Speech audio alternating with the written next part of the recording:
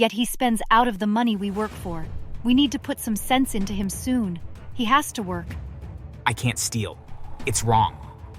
A hard slap landed on my face, the force sending me to the floor. Eventually, you're going to join us or get out of our lives. Stealing isn't bad. We're just getting money the easy way, okay? You're so dumb. There's nothing bad about stealing.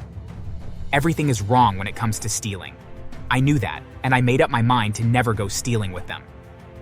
While my parents walked out, my sister stayed behind. She pulled me by my ear, ignoring my painful cries. Hello there, I'm Charlie, and this is the story of my life. I grew up in a home where my parents didn't have a job, but we lived in a big house and had everything. Well, they had something they called a job, robbing and deceiving people. I had an older sister who always went with them. She hated me just as much as my parents did. One time at the public school I was attending, a classmate had pushed me roughly while calling me ugly. I fell badly, but I didn't fight back. I wasn't one to get violent, so I'd gone to make a report to the principal. The boy got punished, and I felt proud of myself for not fighting. However, my family thought otherwise. I can't believe my misfortune. How can I be the mother to this weakling? I feel even worse that you're my brother. How can I face them at school tomorrow? How can I listen to people talk about my brother getting beaten up and not fighting back? I felt so bad that I rushed into my room, crying. I ignored their mocking sneers as I slammed my room door. I hated myself and deeply regretted not fighting back. I always blamed myself whenever my parents were disappointed. They'd never been proud of me. I wanted to do something to make them proud. So the next time someone tried to initiate a fight with me at school, I didn't hold back. I fought him and even got him injured. I was smiling throughout, and when the principal suspended me for 2 weeks, I was even happier. I couldn't wait to get home and boast to my parents. Unfortunately, when I reached home, the first thing I received was a slap from my dad. I saw stars. I was genuinely confused.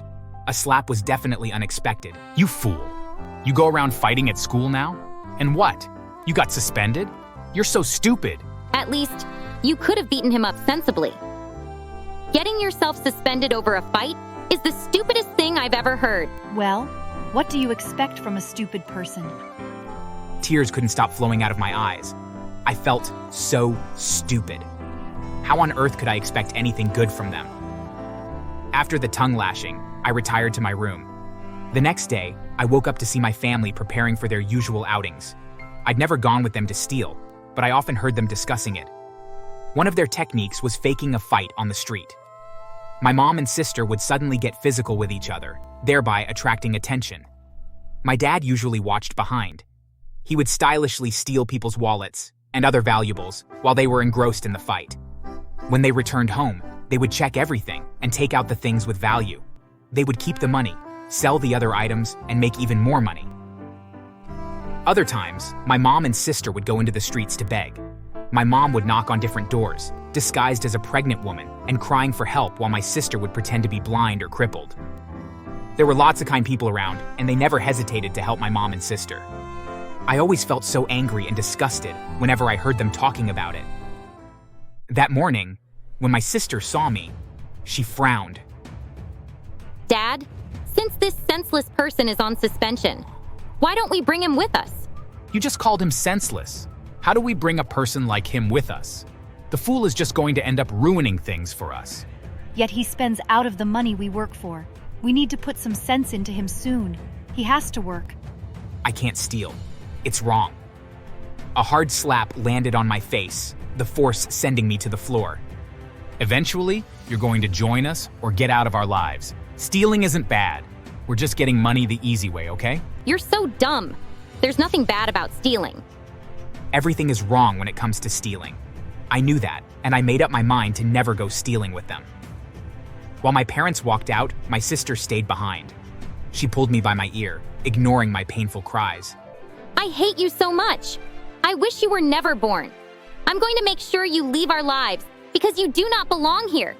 She pushed me, and I fell again, my back hitting the ground harshly. Tears gathered in my eyes. My family hated me, no doubt. But I refused to give in to their lifestyle. Never. 2 days later, I needed a textbook, so I went to ask money from my dad. A textbook? You must be a comedian. If you need money for textbooks, work with us. Stop being so scared and stupid. I can't do it. Stop forcing me. You're my parents, and I'm still young. You should take care of me. My dad suddenly kicked me so hard that I nearly twisted my ankle as I fell. You're young? Am I old? I'm young too, and I'm working with our parents. Our job isn't dirty. It's you who's dirty for thinking it's a bad job. But stealing is bad. You all should know this. My dad angrily stood up and began punching me on the floor, ignoring my cries. He didn't stop until I got so weak and nearly passed out. Whether you like it or not, you're going to join us very soon. Until then, do not ask me for anything. No one will give him any food for 3 days. I was left alone in the house, hungry and sad. Throughout the 3 days, my family were away on a vacation in Tokyo, having the time of their lives. When they returned and finally decided to feed me, I felt like a prisoner getting freed. Well, after my 15th birthday, it was finally time to make a decision. You have only 2 options, boy. Join the business or get out of my house. I cannot continue to feed you if you think my source of income is wrong. I couldn't join them. No way I was going to steal from people and deceive them. In tears, I took my things and walked out of the house. I had nowhere to go, but I didn't stop walking. I walked until my body gave up. Then I fainted. I was too weak and hungry. When I finally woke up, I was in a strange, beautiful room. I managed to sit up and found a woman staring at me.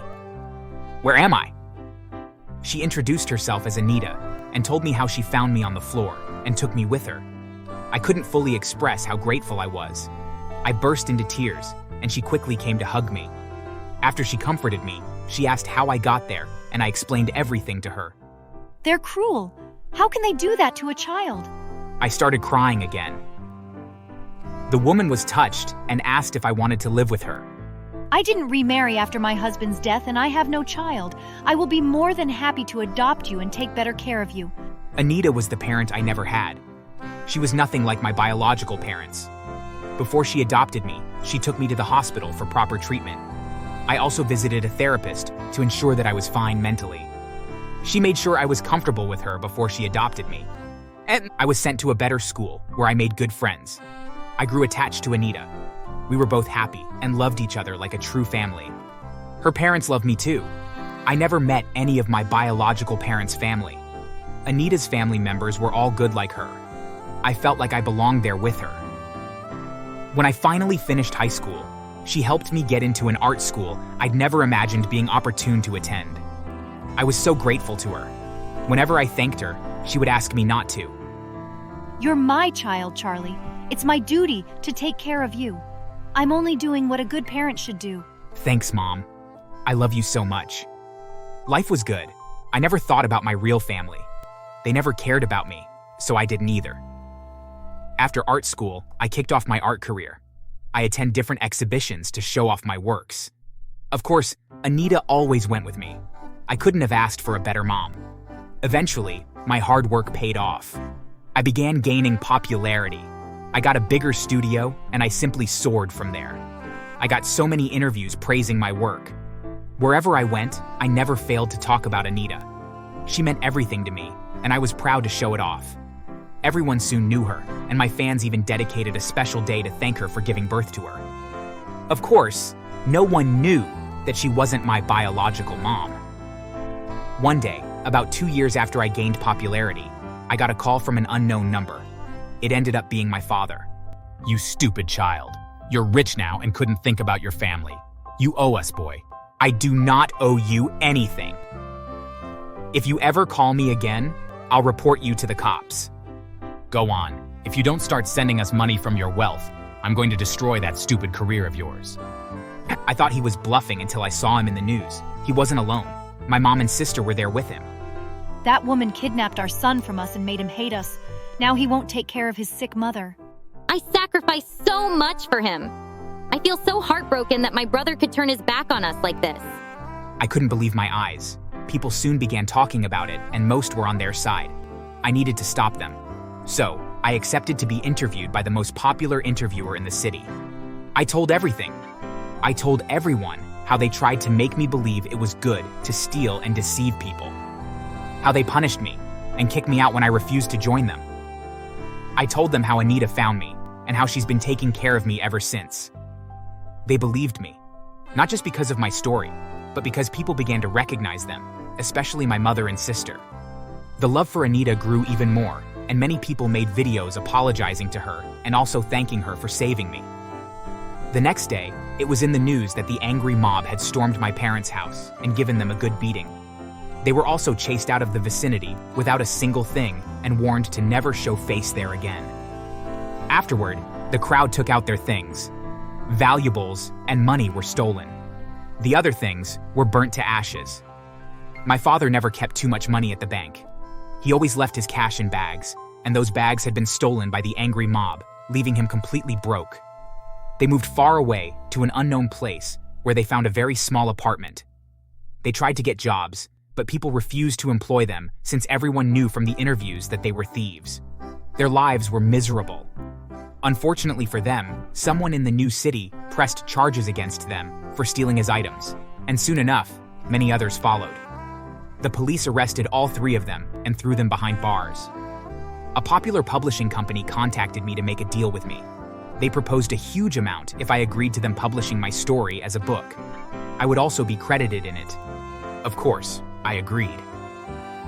Anita smiled proudly at me on the day the book was officially released. I'm proud of you, son. Thank you, Mom. I'm only alive and here because of you. I'm so grateful. I love you so much, Mom. I love you too, boy. As long as I live, Anita will remain my precious and only mother. Thanks for watching. Subscribe for more stories.